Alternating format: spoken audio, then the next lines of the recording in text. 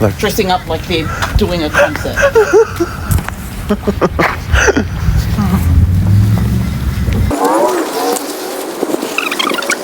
just got a bit heavier when I got on the main road.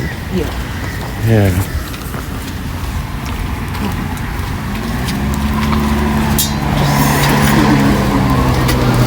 Please stand here. Very happy Mother's Day. I love you. You're very, very special and beautiful gift of God. And we hug them, keep them strong. So give your mothers, give your mother. If there are 4 children, only one child can receive.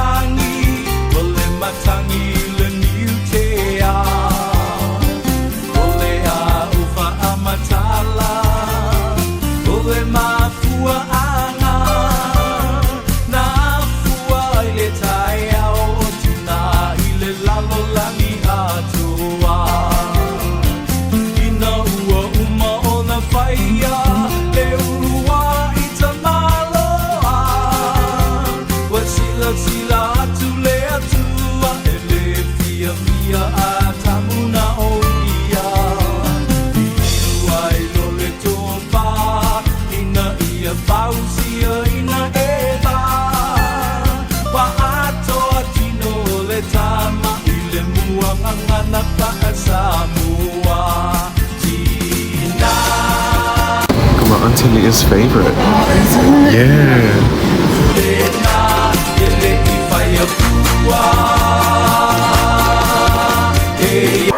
Guys, we just got home and I want to show you guys our Sunday party that amazing roommate got. So because oh my gosh, my Auntie Leah. Hi Auntie Leah. I know you love these, so I wanted to get it on camera just to make you drool a little bit. It's your kidneys. Yeah, I didn't like that, yuck. Yeah, so we got like a whole slab of the thought that this may have been pork, a sex-related so that. And then our dishes we got for ourselves to eat. Here's one of them. This is mine, yeah. So I got fried rice with chicken and neck bone. Yeah, because you pick 3 selections. That's their special. Roommate got neck bone, fried rice, and chop suey. So yeah, we're gonna go eat because it's Mother's Day and we're mothers. That's why we got this food. And yeah, I'm gonna just make you guys cafe au fawa with me eating my meai.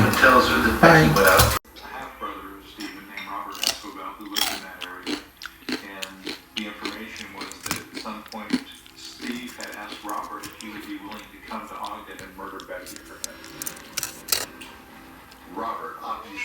Hey guys, yeah, so I thought I'd just kind of take it back and rewind it a bit because I had comments in some of my older videos on my blogs with people saying, oh, you were saying that you used to live in Brisbane before.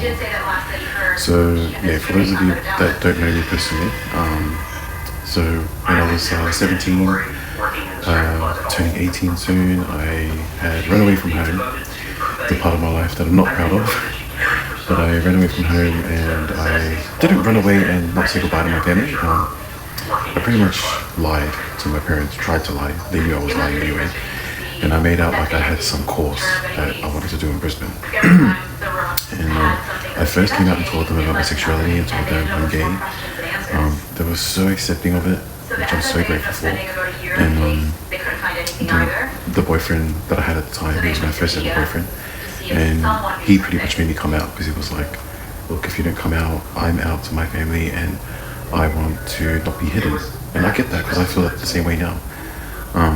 And he was pretty much like giving me an ultimatum and said if I don't tell my parents then we're over. You know, back then I was like, no, don't go, stay, I want you, blah blah. Yeah, and then I didn't want to end it, so then I told my family. But I was so cowardice, I was such a coward. And the reason I say that is because I didn't have the balls to sit down and tell my parents. But I'm kind of glad that I did it the way I did because I didn't tell my parents. I basically went to work like a normal day. Dad would drop me off to the station in Mount Druitt to go to work, and I had a gym bag. And because we had a gym at my work back then, it wasn't so sus that I was taking a gym bag to work. And so my dad was dropping me off going, oh, why are you taking a bag? And I went, oh, it's my gym bag. He was like, oh, okay. Said bye to him like everything was normal. I went to work and I never came back home. But I pretty much cleaned up my room at home. I read a letter and left the letter on my bed. And pretty much in the letter I just explained about how I became the way I was with being gay. And or the way I am, I should say. And I felt like the reason I did that is because my parents are old school, very old school Samoan, and even though they were so accepting of me, which I'm grateful for, and not many of my LGBTQI community have that support, especially in the poly community. So I'm just so grateful for my dad for being open-minded. And I pretty much was ashamed. That's why I left, because I couldn't find it in myself to tell them, sit down and have a conversation face to face to tell them, because I felt like if I read it in a letter and explained everything in a letter, they'll be forced to read it and find out why I left this way. And then, I did what I did, and I was glad I did it, because they got to really sit and read what I had to say, and I had no interruptions, and that's why I liked the way I did it. I mean, I hated the way I had to do it like that, but I'm glad I did it that way because it made me open up as much as I could in a letter form, so that my plan was to go back after and talk to them face to face, but at least they would have read the letter by then and they know everything in that letter and what I've said. And I came home, I was so accepting of it, I was so grateful for it. Went back and told my ex-boyfriend at the time, and he was like happy for me, but then sprung up on me that, because he was originally from Brisbane, and at the time when we were dating he was in Sydney, so he was like, oh look, I'm moving to Brisbane to be with my mum and my siblings, and I can't do long distance relationships, so you have to tell your parents that you're either moving in with me or we're done. And I was like, no. Yeah, what did I do again? No, don't go, please, bang. Oh. Stupid, young love. Stupid fool. Yeah, anyways, so I left. Well, I told my mum and dad, I went back home, we spoke properly, because they were like, we love you no matter what. So grateful. And then the following week is when I sprung up on them that I wanted to do a TAFE course. I forgot what the course was, what the fake excuse was for me to move to Brisbane. And I made it out like this course didn't exist in Sydney, that's why I had to move to Brisbane. And they pretty much said no, but I didn't care. So I pretty much, the day I was planning to leave, they didn't think I was actually going to leave. And I packed my suitcase and left. And so they found out and they rang me when I was about pretty much going to leave, go to the airport and meet my ex, because we were pretty much going to leave the next day. And then my mum rang and she was like, telling me like, oh, because all I look for, I can't believe I'm going to just leave like that. That was like, goodbye. And I was like, fuck, so I went back home. And just that, I regret doing that, because I've never seen my dad drop down to his knees like that to try and make me stay when I was trying to leave.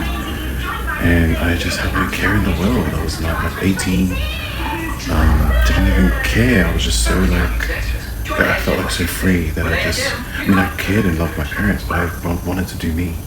And I just left and never ever seen my dad in that way. And then I left, and then I moved to Brisbane. And I was here for just over a year.